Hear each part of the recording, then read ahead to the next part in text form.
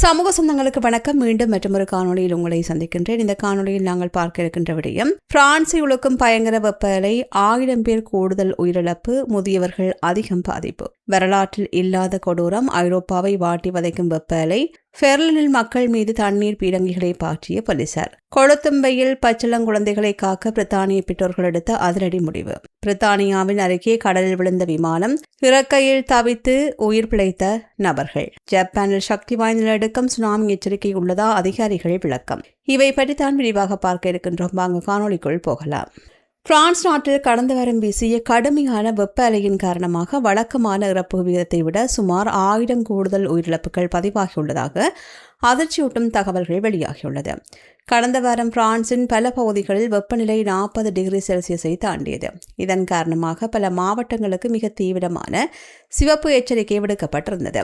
இந்த அதீத வெப்பத்தின் காரணமாக பாதிக்கப்பட்ட மக்கள் பெருமளவில் மருத்துவமனைகளில் குவிந்ததால் சுகாதாரத்துறை மற்றும் மருத்துவமனைகள் கடுமையான அழுத்தத்திற்கு உள்ளாகின. பிரான்ஸ் பொது சுகாதார அமைப்பு வெளியிட்டுள்ள ஆரம்ப கட்ட தரவுகளின்படி கடந்த ஜூன் 24ஆம் தேதி முதல் இந்த கூடுதல் உயிரிழப்புகள் பதிவாக தொடங்கியுள்ளன. இதில் பாதிக்கப்பட்டவர்களில் பெரும்பாலானோர் 65 வயதுக்கு மேற்பட்ட முதியவர்கள் ஆவார். ஒட்டுமொத்த கூடுதல் உயிரிழப்புகளில் 85% பேர் முதியவர்கள் என்பது குறிப்பிடத்தக்கது. தலைநகர் பாரிஸ் மற்றும் அதன் புறநகர் பகுதிகளை உள்ளடக்கிய இல்-து-பிரான்ஸ் பிராந்தியத்தில் தான் வெப்ப அலையின் தாக்கமானது மிக மோசமாக இருந்துள்ளது. இந்த பகுதியில் முதியவர்கள் தங்களின் வீடுகளிலேயே உயிரிழக்கும் சம்பவங்கள் கணிசமாக அதிகரித்துள்ளன. இதன் காரணமாக பிரான்ஸ் அதிகாரிகள் அவசர வேண்டுகோள் ஒன்றை விடுத்தார்கள். தனிமையில் வாழும் முதியவர்கள் குறித்து அண்டை வீட்டாரும் சமூக ஆர்வலர்களும் கூடுதல் கவனம் செலுத்த வேண்டும். அவர்களுக்கு தேவையான பராமரிப்பு மற்றும் உதவிகளை உடனடியாக வழங்க வேண்டும் என்று அறிவுறுத்தியுள்ளார்கள். இன்று நாட்டின் பல பகுதிகளில் வெப்பநிலை சற்றே குறைந்துள்ள போதிலும் தற்போது இறப்பு எண்ணிக்கை என்பது ஆரம்பகட்ட மதிப்பீடு மட்டுமே என்றும் பப்ளிக் ஹெல்த் பிரான்ஸ் தெரிவித்துள்ளது. எனவே முழுமையான தரவுகள் திரட்டப்படும் போது உண்மையான உயிரிழப்புகளின் எண்ணிக்கை இதைவிட அதிகமாக இருக்கலாம் என்றும் எச்சரிக்கப்பட்டுள்ளது. உலகளவில் அச்சுறுத்தி வருகின்ற காலநிலை மாற்றத்தின் கொடூர தாக்கத்தை இந்த வெப்ப அலை மற்றும் உயிரிழப்புகள் மீண்டும் ஒருமுறை பிரான்சுக்கு உணர்த்தியுள்ளதாக சமூக ஆர்வலர்கள் கவலை தெரிவித்துள்ளனர்.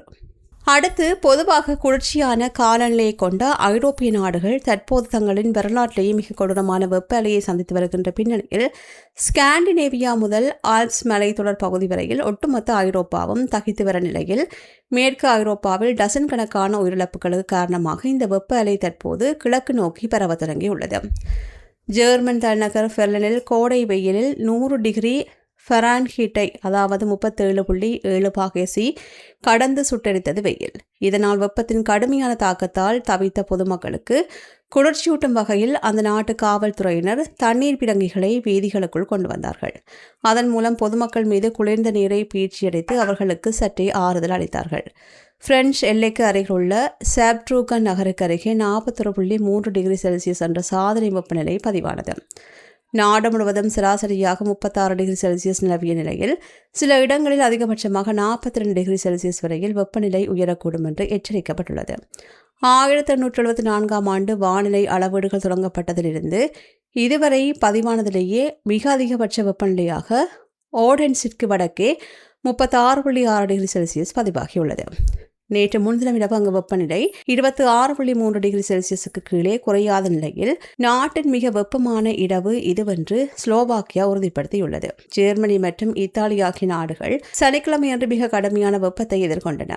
ஜெர்மனியின் தேசிய வானிலை ஆய்வு மையம் விடுத்துள்ள எச்சரிக்கையை தொடர்ந்து நாட்டின் பல பகுதிகளில் தண்ணீரை சிக்கனமாக பயன்படுத்துமாறு அதிகாரிகளால் மக்களுக்கு அறிவுறுத்தப்பட்டுள்ளது. கடுமையான வெப்பச்சூழலை கருத்தில் கொண்டு ஜெர்மனியின் தேசிய ரயில் நிறுவனமான டாய்ச் பான் வாடிக்கையாளர்கள் தங்களின் நீண்ட தூர பயண முன்பதிவுகளை அடுத்த வார தொடக்கம் எந்தவிதமான கூடுதல் கட்டணங்களும் இன்றி ரத்து செய்து கொள்ளும் சிறப்பு வசதியை வழங்கியுள்ளது. இருப்பினும் இந்த வார இறுதியில் கடும் வெப்பம் படிப்படியாக குறைய தொடங்கும் என்றும் இன்று பலத்த இடியுடன் கூடிய மழை பெய்வதற்கான வாய்ப்புகள் உள்ளதால் இது வெப்பத்தை தணிக்கும் வகையில் அமையலாம் என்றும் கணிக்கப்பட்டுள்ளது.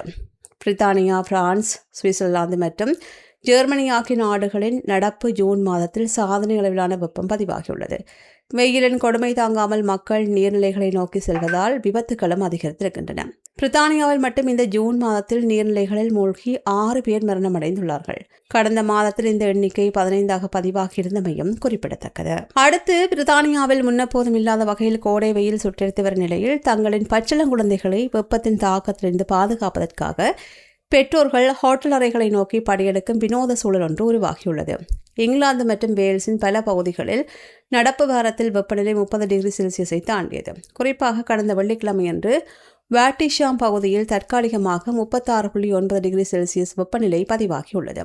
இது பிரித்தானிய வரலாற்றிலேயே ஜூன் மாதத்தில் பதிவான மிக அதிகபட்ச வெப்பநிலையாக கருதப்படுகின்றது. வானிலை ஆய்வு மையம் ஏற்கனவே கடுமையான வெப்ப எச்சரிக்கைகளை விடுத்துள்ள நிலையில் பொதுமக்கள் பெரும் சிரமத்திற்கு ஆளாகியுள்ளார்கள். பிரித்தானியாவில் உள்ள பெரும்பாலான வீடுகளில் குளிர்சாதன வசதிகள் இருப்பதில்லை. இதனால் கடுமையான வெயிலில் பச்சிளங்குழந்தைகள் தூங்க முடியாமலும் உடல்நலக் குறைபாடுகளாலும் தவிப்பதை தவிர்த்த பெற்றோர்கள் மாற்று வழியை தேடினார்கள். வீடுகளை குளிர்ச்சியாக வைத்திருக்க முடியாததால் ஏசி வசதி கொண்ட ஹோட்டல் அறைகளை முன்பதிவு செய்து தங்களின் குழந்தைகளுடன் அங்கே தஞ்சம் புகுந்து வருகின்றனர். வெளியாகிய தரவுகளின்படி கடந்த ஜூன் 1ஆம் தேதி முதலே இணையத்தில் குளிரூட்டப்பட்ட அறைகள் என்ற வார்த்தையை தேடுகின்றவர்கள் எண்ணிக்கை பிரித்தானியா முழுவதும் 3 மடங்காக அதிகரித்துள்ளது. இதன் காரணமாக ஹோட்டல் தொழில்துறையும் பெரும் வருவாய் எட்டி வருகின்றது.